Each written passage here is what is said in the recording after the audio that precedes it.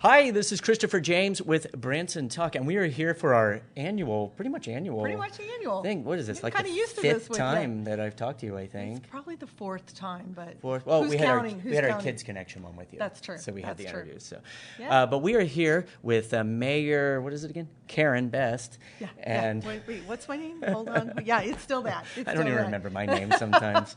I feel the same on certain days. Well, you're a lot busier than I am, so it is crazy sometimes. But we're here. It is March of 2019, in case you're watching this in 3 years and start commenting about things.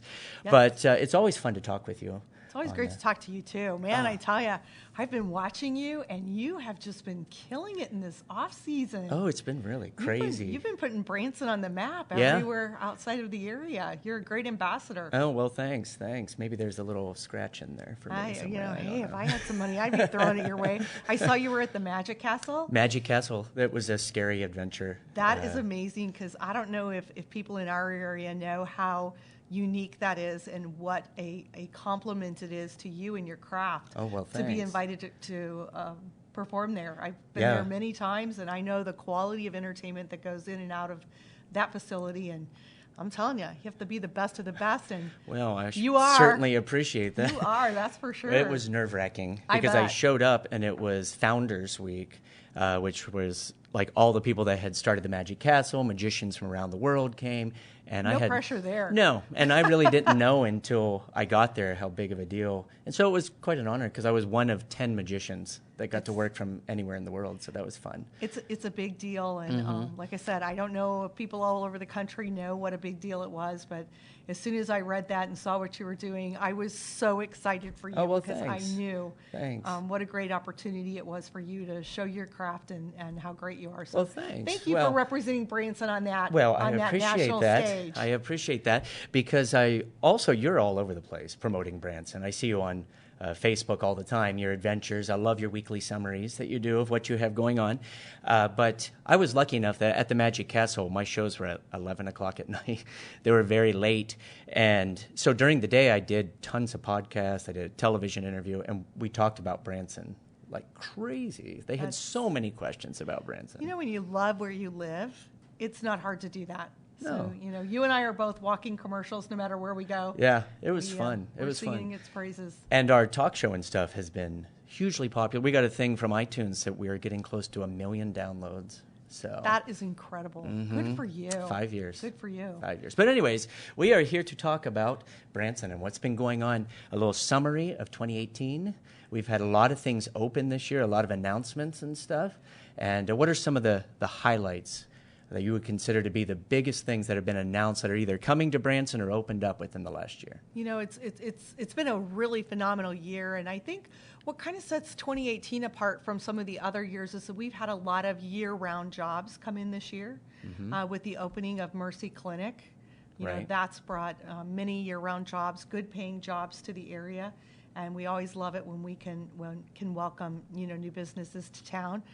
In the way of entertainment, we had Andy B's come to town, and if you haven't been there yet, that's a lot of fun waiting to happen. And so there's lots of restaurants, attractions that have come to town, and so we just continue to evolve. You know, where else in America can you have so much fun in one day? Doing such a diverse amount of activities. You can see shows. We have some of the world-class entertainment here when it comes to shows, shopping, dining, attractions, lakes, you name it. All the golf We've courses, got it all. we got everything. Yes, Court Crenshaw opened this year in 2018, and this year the soft opening for Tiger Woods will be at the end of the year. And you've got Paula Dean's coming in this summer. You've got WonderWorks coming in this year. My kids are so excited for that. There's just so many cool things. Yeah, and we have the Aquarium broke ground. The Aquarium will be open next spring. Now, one of the things that people bring up all the time is they'll say, well, we're getting a lot of attractions in town. We're getting away from, our core audience. But I don't feel that way. I feel like we now have something for every age because we still have all the shows. We still have all of the shows that have been around. Well, not all of the shows, but we still have the shows that have been around for years. Your Presleys, your Bald Knobbers. Clay Cooper has put a big investment in with his theater. And I think with the shows, one of the things you're seeing is that they're getting a lot more consolidated into one location, where you might have had, this show here and another show here and another show here. Now they're combining and they're being in one location. Right. So you'll have multiple shows in one theater, and that's cost effective for them, and that helps them and works for them. And we've had a couple of theaters that have closed recently, but every show that was located in that theater has been relocated to another theater. So that's great. Yeah. We're not losing our shows. Yeah. Which is, you don't want to lose that tradition because that's such a part of our history. Right. I was just thinking yesterday, I was just writing some answers to some questions that had come up during this recent campaign. And, it got me to thinking about the tradition and going back to my childhood and how when I was a kid, we would come here and we would see the Baldknoppers and the Presleys. And that was so cool and so much fun. And I want kids today to have some of those same experiences that I had as a kid. Right. We would go spend the day at the lake and then we'd go see a show at night. Yeah. So, Yeah. there's really something for And everybody. I say that too. We did an informal survey on our website, and we asked people, when was the first time you came to Branson? How old were you? And most of them were kids. And so I think a lot of people forget that they came here as kids. So we, need things for all ages. We need stuff for the little kids and for the older generation, for everybody.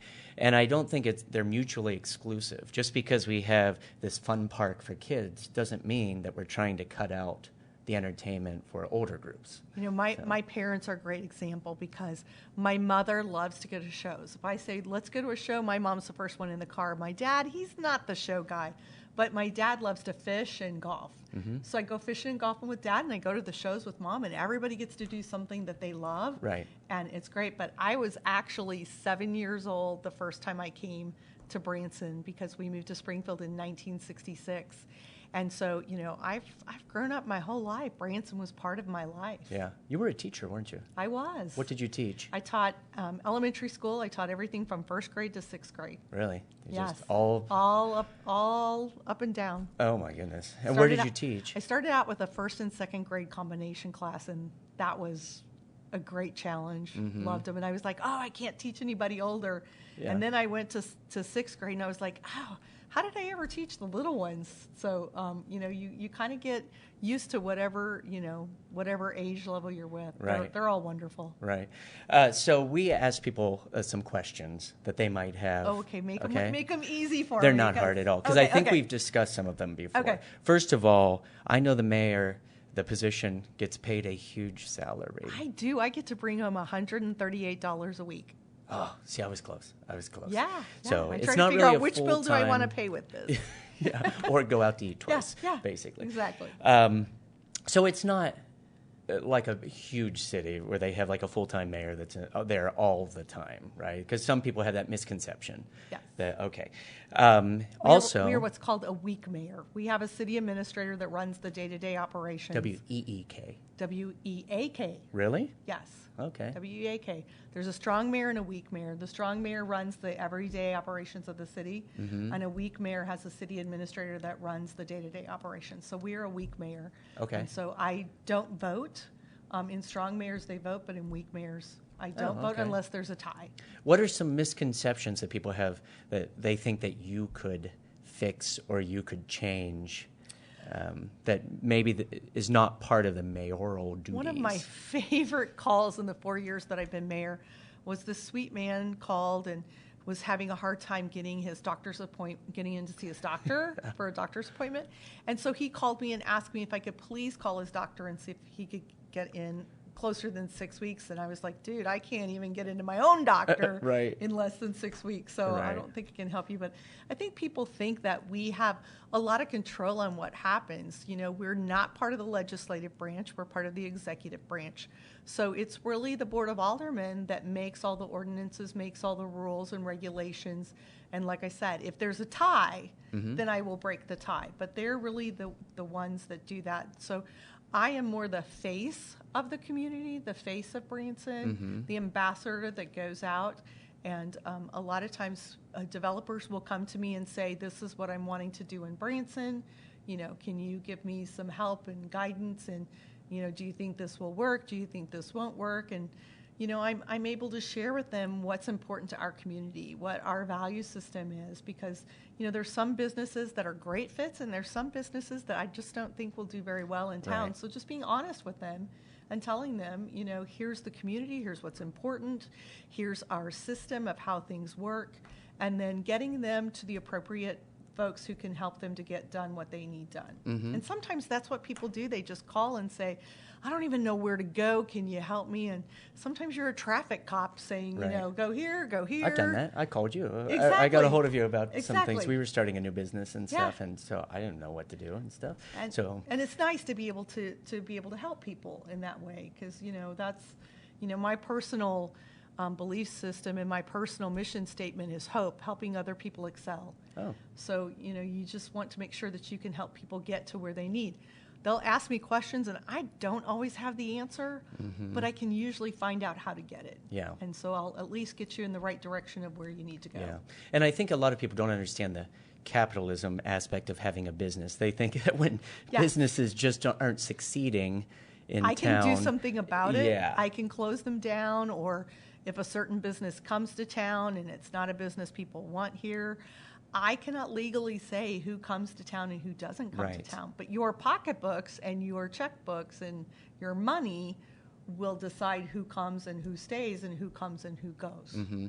Because I've seen some people comment, as we're getting the Aquarium, we're getting WonderWorks, a lot of these things geared towards teens and younger kids, saying, well, we should stop allowing all these things to open. Well, that's not something that anyone can really do. I mean, it's a business other than the public. I always say if they're not making money, they wouldn't open these things. Exactly. And exactly. they're obviously it's making called money. free market. Exactly. And that's how free market works. Mm-hmm. And what about another concern people had were the long-term stays at hotels? What are the issues with that? Extended stays. Yeah. For me personally, the issue is everybody, whether you're a citizen or a visitor, deserves a safe, clean place to stay and to live.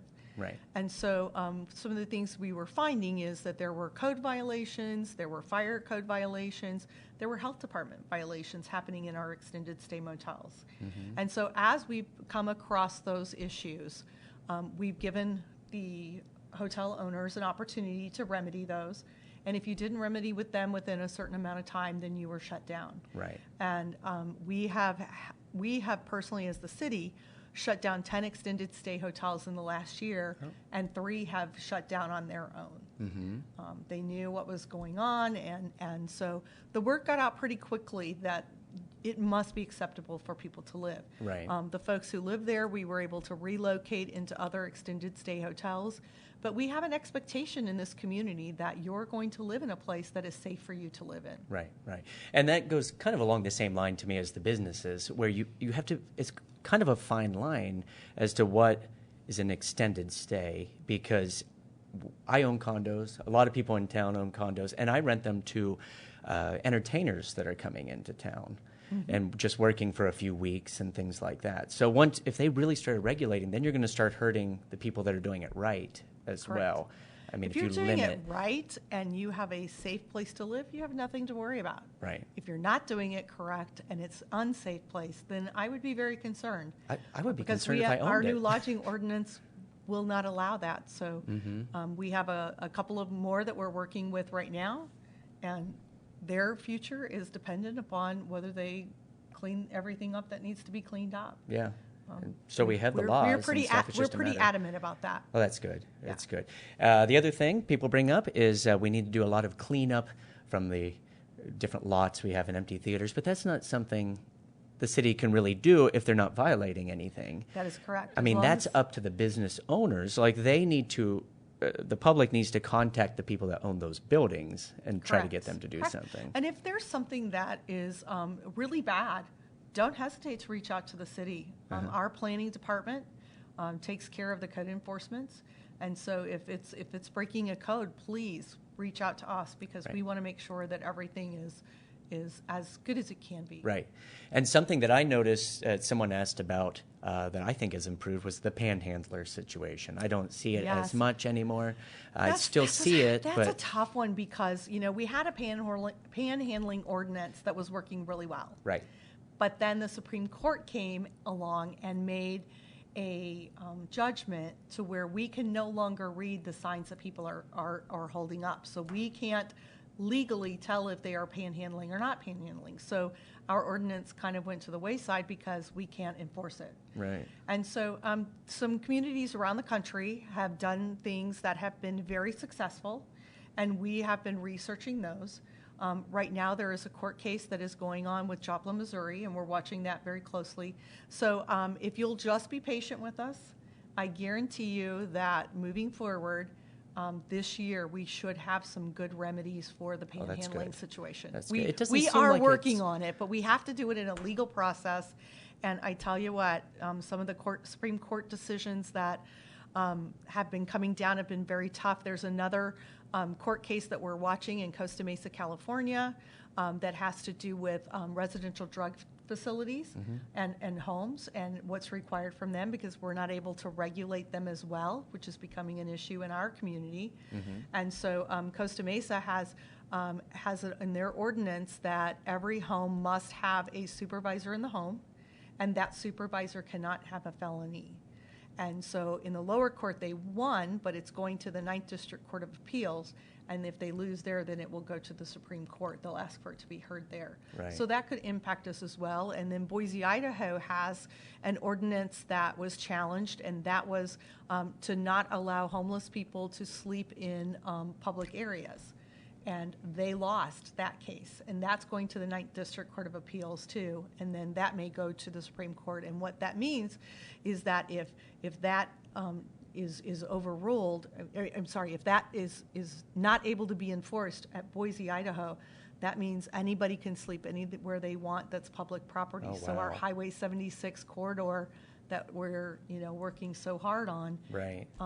people could sleep on the sidewalks because that's public property. Oh, wow. And that could really change. That would change a lot. That would change a lot, not just here, but all across the country. So, as a mayor, you hear these cases and you watch them very closely, and that's why those relationships with other mayors across the country are so important to be able to know and to be able to work together and to be able to support each other.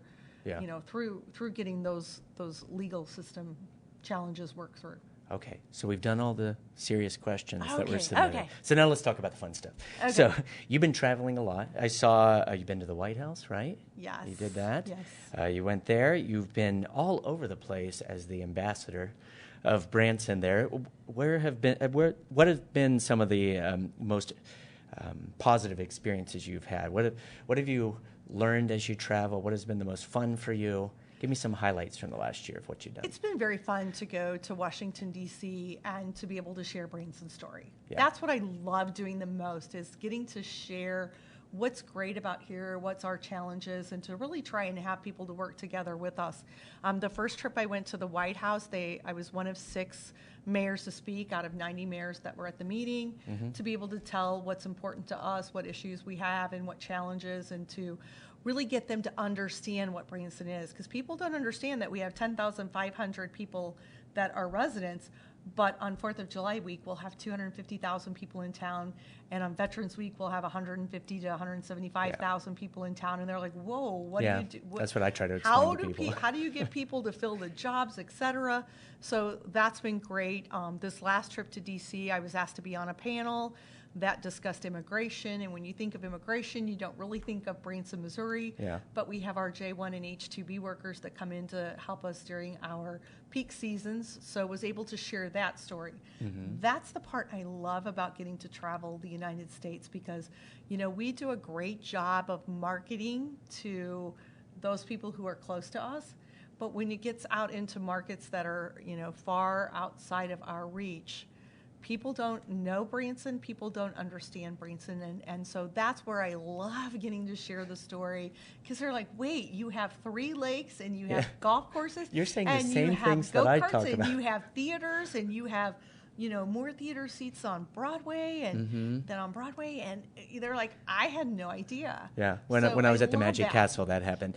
They were asking me, so what is Branson? Because they would use that as part of my intro, and also on cruise ships. And I explained, we have 10,000 people. Last year we got like 9 million visitors that came to town, and And they're like, And wait, we have this what? many McDonald's, and we have this many Taco Bells, and So there's like and then we have a 100 Best Buy, shows and we and- have a Target, and we have Walmart. They're like, wait, and you have 10,000 people? That's absurd. Yeah, when that's people are, that's what everybody would say. They're like, in Missouri? What? Yeah. What?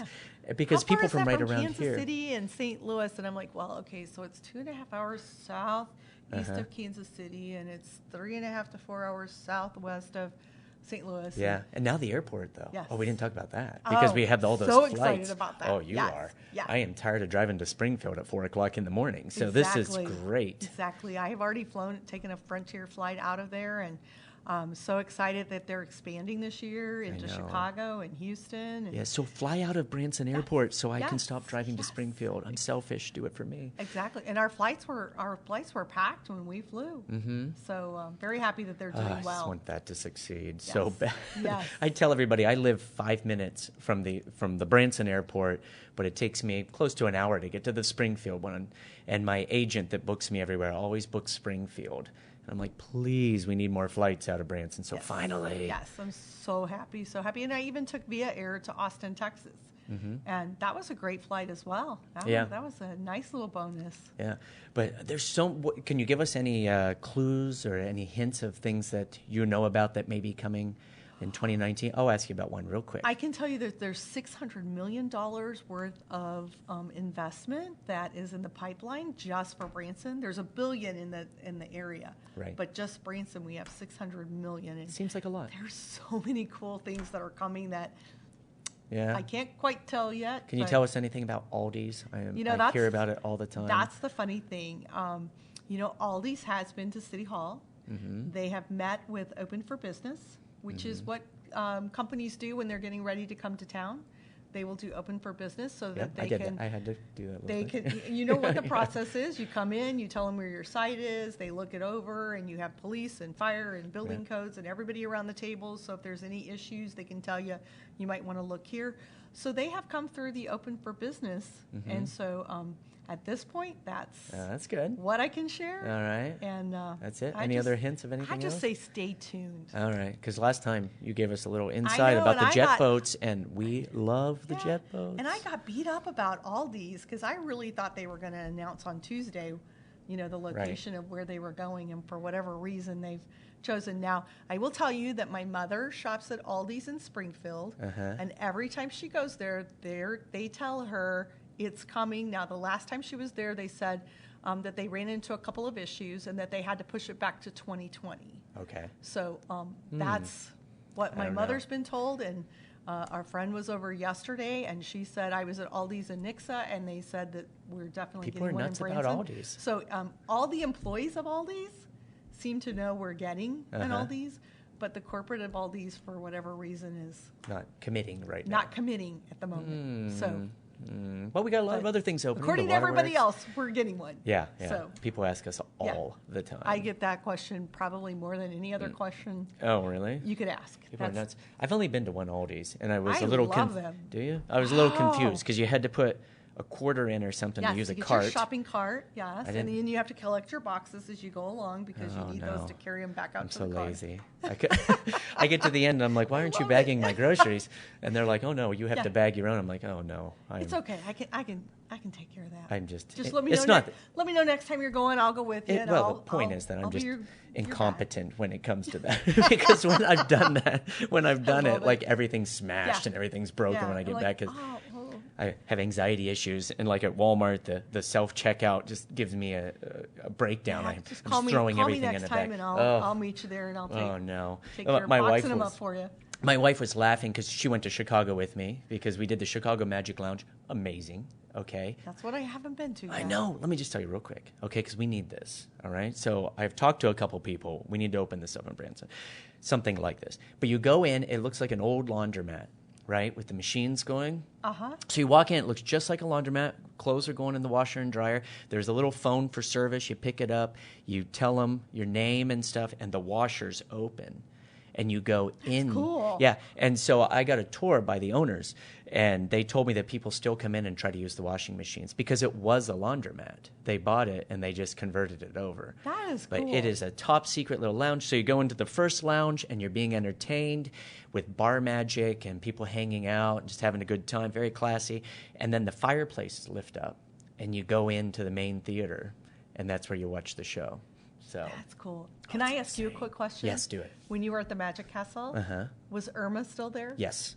Yeah. Can you tell everybody who Yes. Irma is? So 'Cause Irma's the coolest ever. Irma's the ghost that lives at the Magic Castle. And so you go into a little lounge when you're waiting to watch a show, and you can talk to Irma, and there's a piano in there. And as you talk, the piano bench will turn towards you, like she's listening to you. You can request a song, and she'll start playing it on the piano. Never misses a song. Never. Knows every Never, song. ever. I've seen her do rap songs and anything. People try to stump her. And then if you request a bunch of songs, there's a bird cage on the piano, and it'll kind of rock a little bit. And in there are dollar bills, like tips. And so it's her asking for a tip. And I forgot yeah. about the bird cage. Yeah, the bird cage. That's hilarious. And so if you say, you're doing a great job, Irma, she'll do on the keys. I'm not musical, I can't do it, but she'll do, thank you. Like, you'll hear the keys, But people sit in there and they can't figure it out. They're trying to figure out how she's listening. We would be like, okay, there's top got secret. to be somebody. There's like some kind of hologram or something Yeah, to where there's nothing. a person there. We could never figure it out. I know. There's And the got to cool be thing, something, but I'm not. and you can find videos about the Magic Castle on YouTube, but the cool thing about working at that venue that I liked is there are no cameras. You're not allowed to take selfies in there. You're not allowed to have your phone out in there because there's a lot of celebrities that come. The night I worked, we had a bunch of celebrities, and we're not really supposed to say who they were and stuff. I'll tell you later.